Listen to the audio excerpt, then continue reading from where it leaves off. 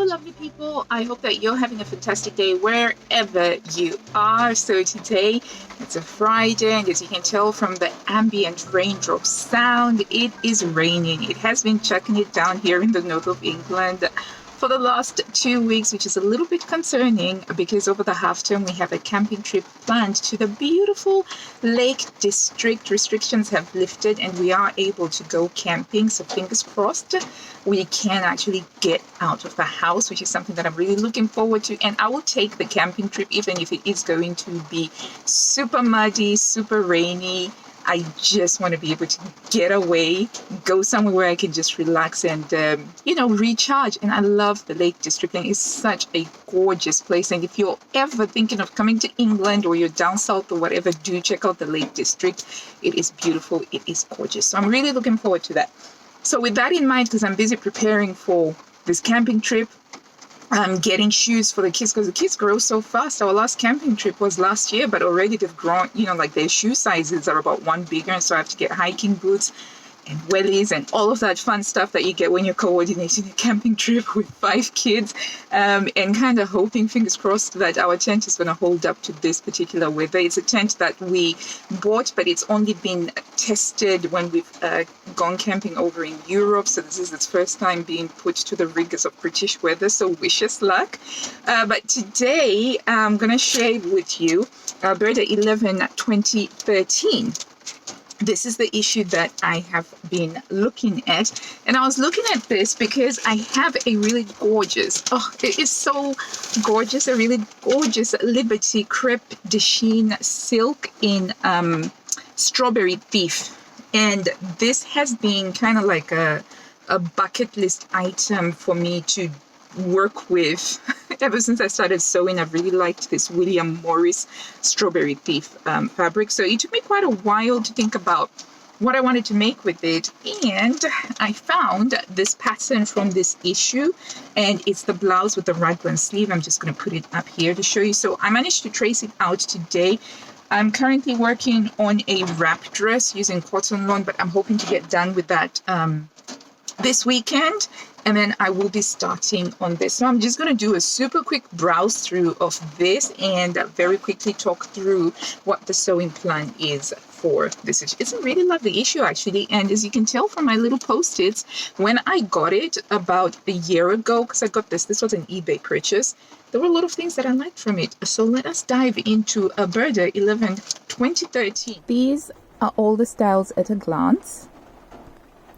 Gorgeous 60s style swing coat, perfect to make with boiled wool. So fierce, love that. And we've got these trousers here, and I think we sewed these in the plus size section of the last wear in Burda. Fab. Blazer, fantastic blazer. I mean, you can't see the details, but this is really beautiful. Funny story about this, I really wanted to make this when it was offered up as a free pattern back in the day when you used to have Burdastyle.com on the American site, and they used to offer free classes, and I actually got this for free, but I never got around to actually making it, but I wanted to. Asymmetrical oversized jacket. Cute little bolero. I like this. This could be a great scrap buster project.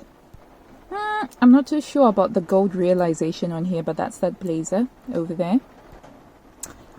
Silver embossed aluminium foil is not my favorite type of look for a dress, but it might have some interesting detail. Those trousers again. That's the line drawing again for that top that I'm making. It's only got 3 pattern pieces, the front, the back, and the sleeve. The collar is cut on the bias, and it's a draft it yourself pattern. You can't really see the beauty of this style because of the snake skin, shiny, brassy type fabric that they have chosen to use. But the next version you'll see it better. Again, not a big fan of shiny fabrics like this. Beautiful skirt detail though. It's got like this little pleat over here, and that's a cropped swing jacket. Kind of looks fun. I quite like this. It's a separate piece that you sort of like pop over. Quite like that. But again, with the shiny fabrics, I don't like those. Little black dress. Lovely sheath dress with a lot of detail. The neckline on this dress is just a banging. absolutely banging. And as you can see, I like this because it's got raglan sleeves, baby. I love me my raglan sleeves. I think that this is a gorgeous design. So we've got princess seam lines, some puff sleeved, and a v-neck line. Quite like the fabric that they've used as well. Not normally a big fan of black and white, but I think that this is so classy. I'll need to add a post-it thingy on there. And there's that top, but it's been made into a dress with pockets added. And we have here a beautiful top with some French darts. Sorry, a dress.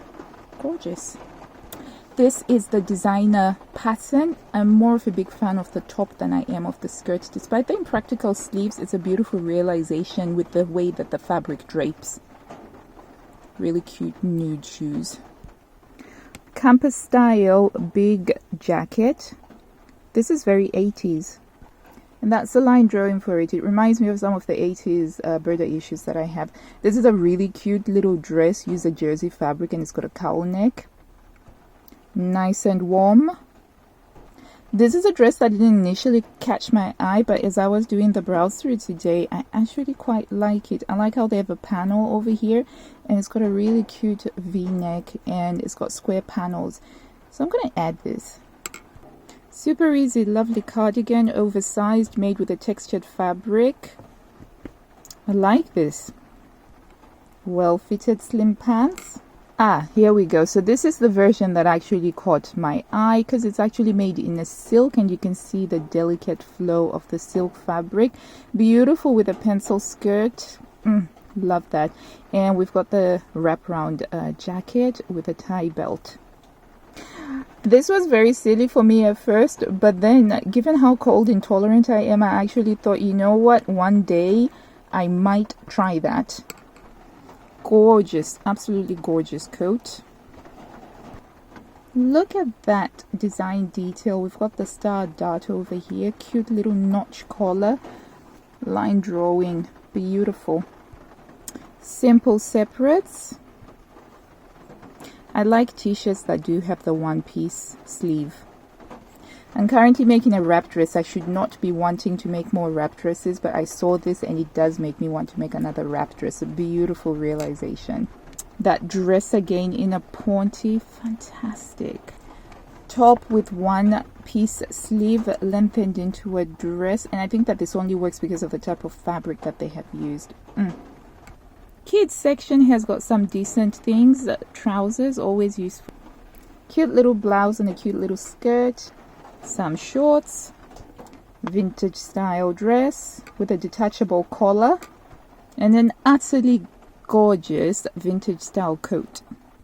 So yeah, I think that the strength of this issue lies in its dress section. There's a really wide range of dresses here. There is a dress for everyone in this issue as far as I'm concerned. You've got the shift dress style, the more fitted and flare style, the bodycon style, a sheath dress if that's what you like, princess seam.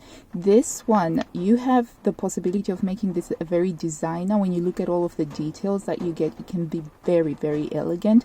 And if you wanted to do something more boho, more loose flowing, make this one in a crepes. It's got a lot of really great dress styles when you look at it, and it doesn't too bad with the coats as well. Expected of a November issue. We do have a blazer if you wanted something more smart. We've got an easy cardigan for an easy loungewear look, and then we've got this biker style with the convertible collar. So it's got a lot going on with it, and I think that it's a banging issue. And of course, with the tops, there's the top that I absolutely want to make. I've traced it out, and I normally don't add seam allowances. I add the seam allowances when I'm cutting out, but I'm a little bit worried about this sleeve here because this bit is always a bit tricky when you're adding seam allowances, but we're going to have to see how I go. It was easy to trace out because it's only 3 pattern pieces, and for the neck band, it was just to draft it yourself. So that's what we have with Burda 11 2013. Super excited to be making that blouse that I picture I'll be wearing with my straight cut jeans tucked in, or with my pencil skirt tucked in, and I will feel very ladylike. I'm gonna have to get some thermals though, because we are at the end of May, and I kid you not, yesterday we had hailstorm. we had hailstones coming down, battered my courgette plants. So I've given up on growing courgettes because my courgette plants, they completely died from the frost. I had put them out in the planter. And we had overnight frost this late in May, which completely destroyed the courgette plants. Only the one tomato survived. So I put like a protective thing around the tomato and just like hope that I will be able to keep that tomato safe. But that's okay. As a gardener, I am eternally optimistic that the sun will come. It will come. In the meantime, let me know if you have this issue, if you've made anything from this issue. Even better, if you've made this blouse and you have any tips for me before I get into sewing it over the next 2 days. I really, really appreciate that.